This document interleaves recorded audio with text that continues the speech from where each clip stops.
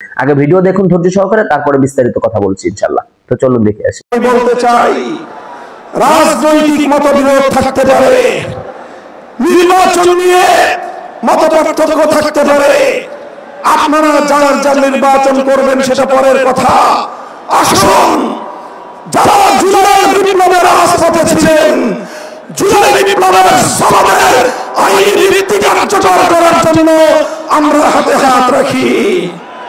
সংগ্রামী সাথী বন্ধুগণ, সর্বশেষ বক্তব্য, আগামী 13 তারিখ জুলাই সনদের গণভোটকে কেন্দ্র করে সরকারি সিদ্ধান্তের দিকে আমরা তাকিয়ে আছি। সরকার যদি জনগণের শান্তিপ্রিয় ভাষা বুঝতে ব্যর্থ হয়, আবার বলছি, সরকার যদি দলীয় নেতৃবৃন্দের শান্তিপ্রিয় ভাষা বুঝতে ব্যর্থ হয়, যেই ভাষায় বললে সরকার বুঝবে, আমরা সেই ভাষাই প্রয়োগ করব, সেই কর্মসূচি ঘোষণা করবো ইনশাআল্লাহ। প্রস্তুত থাকবেন তো আপনারা? ইনশাআল্লাহ যুদ্ধ করে ফাঁসিবাদ বিতাড়িত করেছি, যুদ্ধ করেই বাংলার মানুষের অধিকার আদায় করে ছাড়বো ইনশাআল্লাহ। নাসরুম মিনাল্লাহি ওয়া ফাতহুন করিম। আসসালামু আলাইকুম ওয়া রাহমাতুল্লাহ।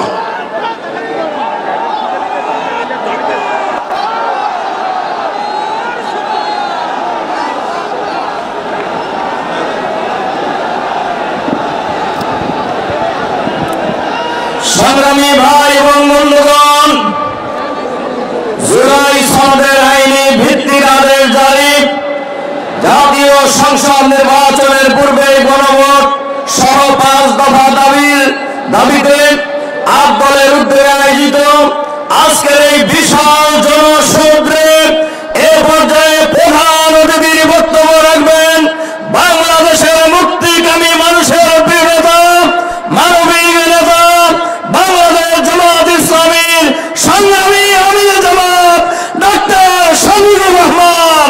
ডাক্তার শফিকুর রহমান এখন এই বিশাল জনসমুদ্রে বক্তব্য রাখছেন। নারায়ে তাকবীর, নারায়ে তাকবীর।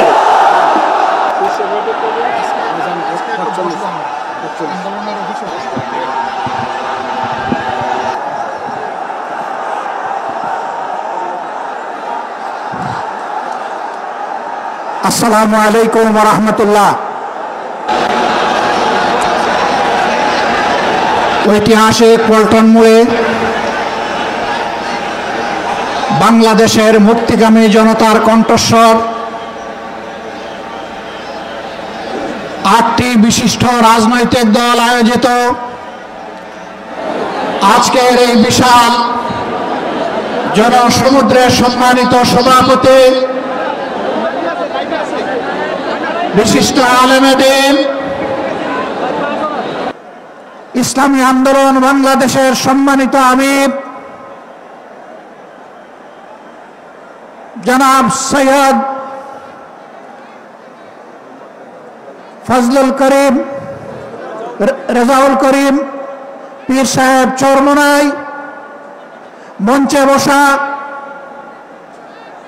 বন্ধু সংগঠন সমূহের সম্মানিত শীর্ষ নেতৃবৃন্দ, আজকের এই জনসমুদ্রে হাজির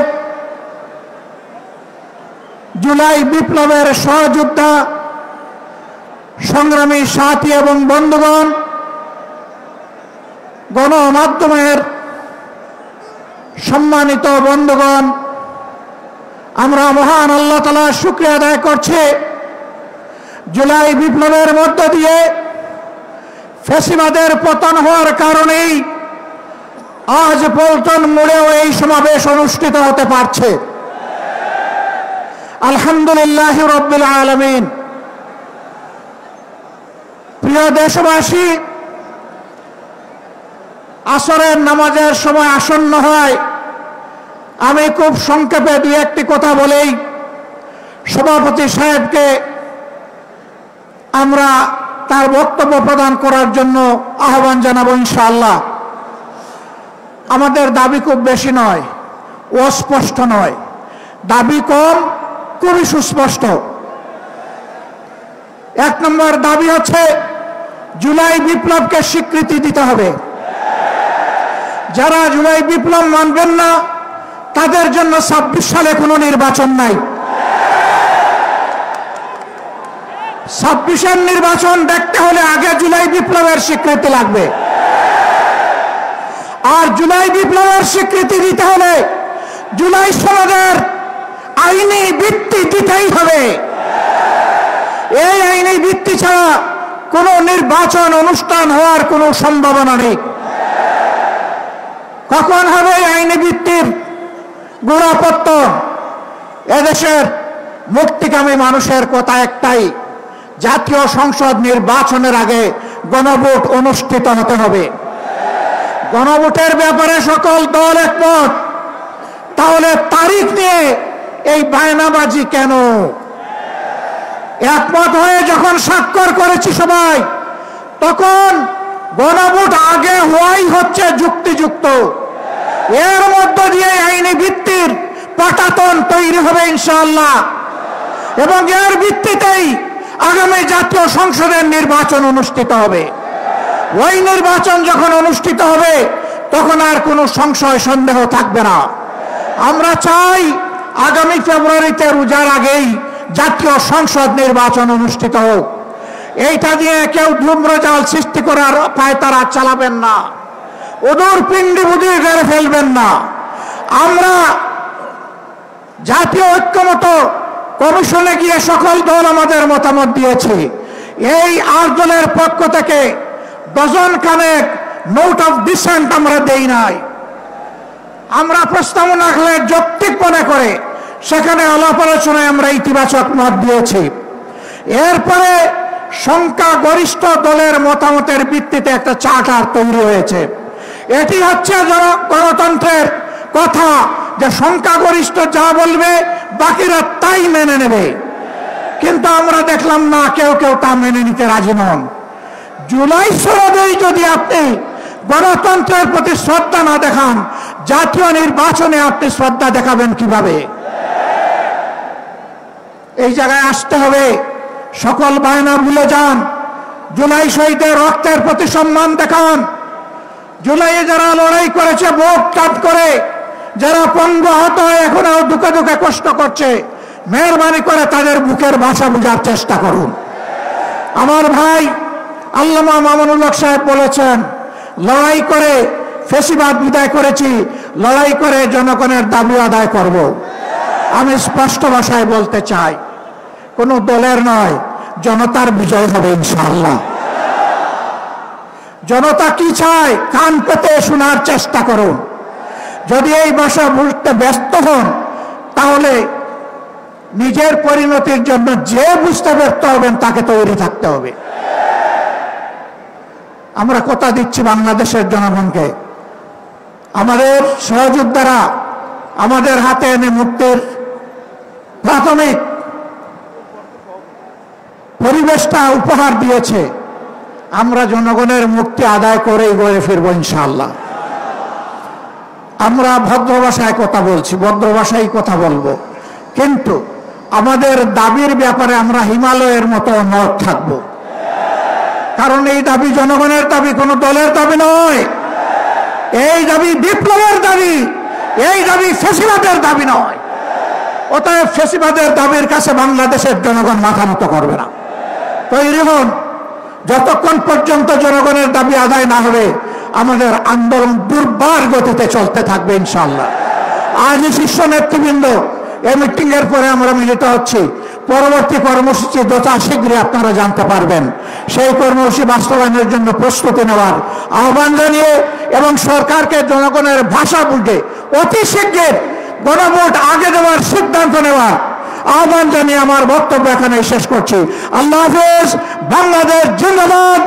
আর দলীয় আজকে এই সমাবেশ জনগণের দাবি আদায়ের পাঠাতন হোক। আসসালামু আলাইকুম ওয়া রাহমাতুল্লাহ। সংগ্রামী জনতা, আজকের এই মহাসমুদ্রের সভাপতির বক্তব্য নিয়ে আসেন ইসলামী আন্দোলন বাংলাদেশের সংগ্রামী আমির, জাতীয় ঐক্য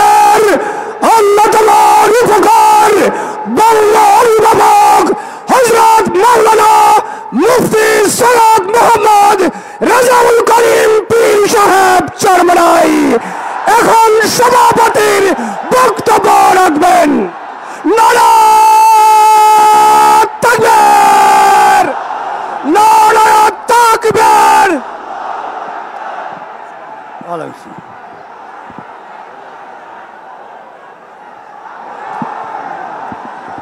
আসসালামু আলাইকুম ওয়া রাহমাতুল্লাহি ওয়া বারাকাতুহু। আলহামদুলিল্লাহ, আলহামদুলিল্লাহি ওয়া কাফা ওয়া সালামুন আলা ইবাদিহিল্লাযীনা ইসতাফা। আম্মা বা'দ, ফাআউযু বিল্লাহি মিনাশ শাইতানির রাজীম। বিসমিল্লাহির রহমানির রহিম। যাহারাল ফাসাদু ফিল বাররি ওয়াল বাহরি বিমা কাসাবাত আইদিন নাস। সাদাকাল্লাহুল আলিয়্যুল আযীম। সবাই দুরূদ শরীফ পড়ি। আল্লাহুম্মা সাল্লি আলা সাইয়্যিদিনা নাবিয়িনা ওয়া হাবিবিনা ওয়া মাওলানা মুহাম্মদ সাল্লাল্লাহু আলাইহি ওয়া আলা আলিহি ওয়া আসহাবিহি ওয়া বারাকা সাল্লাম। শুকরিয়া আদায় করতেছি মহান রব্বুল আলামিনের দরবারে। রব্বুল আলামিন এই দেশের জনগণের ক্লান্তি লগ্নে আমরা আজকে একত্রিত হতে পেরেছি, শুকরিয়াতন বলি আলহামদুলিল্লাহ। আমাদের আজকে সমাবেশের মূল লক্ষ্য উদ্দেশ্য সম্পর্কে আমরা ইতিমধ্যে বিভিন্ন পর্যায়ের দায়িত্বশীলদের থেকে গুরুত্বপূর্ণ আলোচনা শুনেছি। আল্লাহ কবুল করলে আরও শুনব। তবে আপনাদের কাছে পরিষ্কারভাবে আমরা আপনাদের মাধ্যমে বর্তমানে অন্তর্বর্তীকালীন সরকারকে আমরা জানাতে চাই যে আজকে আমরা রাজপথে একত্রিত হয়েছি কি দাবিগুলো আদায়ের জন্যে। বিশেষ করে জুলাই সনদের স্বীকৃতি সহ এই বাংলাদেশকে সুন্দর একটা দেশ তৈরি করার লক্ষ্যে যে জুলাই সনদ তৈরি হয়েছে, এই সনদের আইনি ভিত্তি জাতীয় নির্বাচনের আগেই এটা আমরা চাই এবং দিতে হবে। সমস্ত রাজনৈতিক দলগুলো এই আইনি ভিত্তির ব্যাপারে, গণভোটের ব্যাপারে তারা একমত পোষণ করেছে। কিন্তু আজকে বাংলাদেশের ভিতরে উল্লেখযোগ্য যারা কয়েকবার দেশ পরিচালনা করেছে তার ভিতরে একটা দল হলো বিএনপি। আজকে বিএনপি যে গণভোটের ব্যাপারে প্রস্তাব রেখেছে, যেদিন জাতীয় নির্বাচন সেদিন নাকি গণভোট। সম্মানিত আলোচকরা বলেছেন আপনারা জাতীয় নির্বাচন করবেন কোন আইনের ভিত্তিতে? সেই আইনের ভিত্তি হলো জুলাই সনদ যখন আইনে ভিত্তি পাবে তখন জাতীয় নির্বাচন আইনি ভিত্তি তৈরি হবে, অবৈধ নির্বাচন হবে।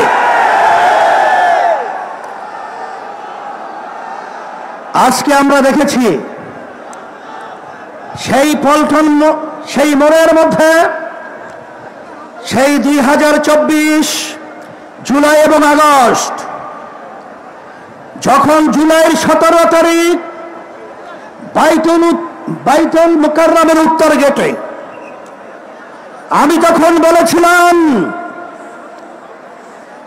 যে আজকে আমাদের সন্তানদেরকে যেভাবে পাখির মতো গুলি করে রাস্তার ভিতরে আজকে লুটিয়ে দেওয়া হচ্ছে, আমি বাংলাদেশের সর্বশ্রেণীর ছাত্র জনতা, আলেম ওলামা, হাফেজ সহ সবাইকে আহ্বান জানিয়েছিলাম যে এখন আমাদের ঘরে বসে থাকার সুযোগ নেই, ঘরে বসে থাকার সময় নেই।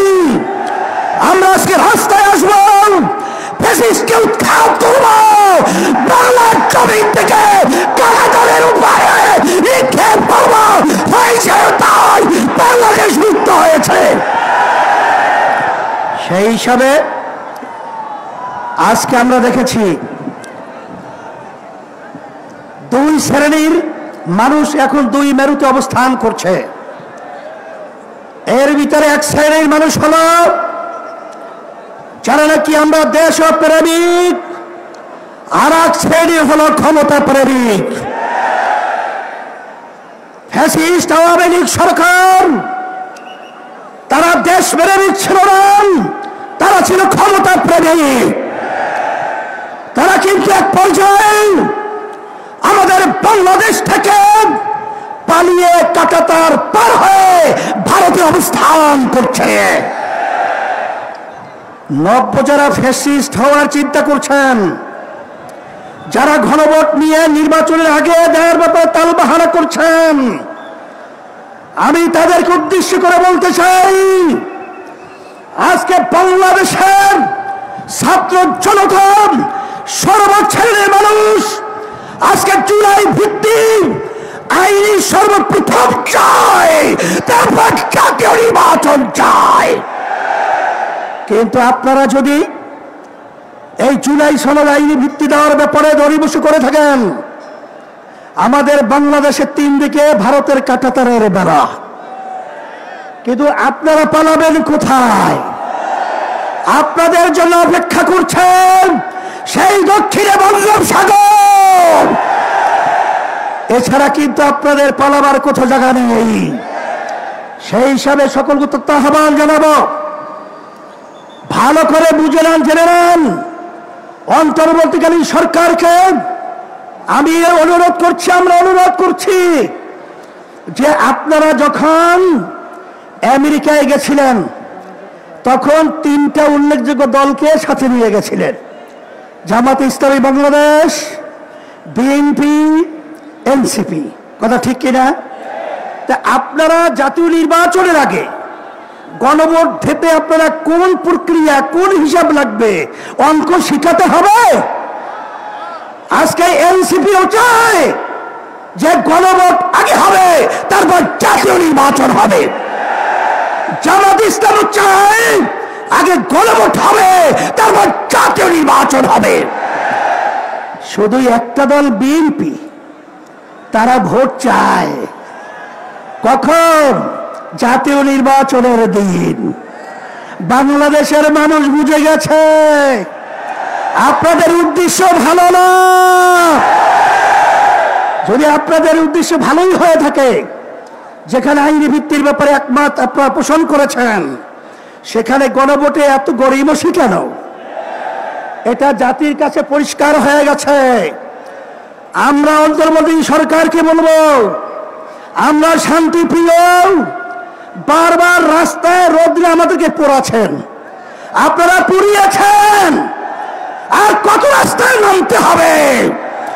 এরপরে পরামর্শ ভিত্তিক আমরা বাংলাদেশের সর্বস্তরের মানুষদের নিয়ে এমন কর্মসূচি ঘোষণা করব, আপনি গণভোট জাতীয় নির্বাচনের আগে দিতে বাধ্য হবেন, বাস্তব দাবি মানতে বাধ্য হবেন ইনশাআল্লাহ।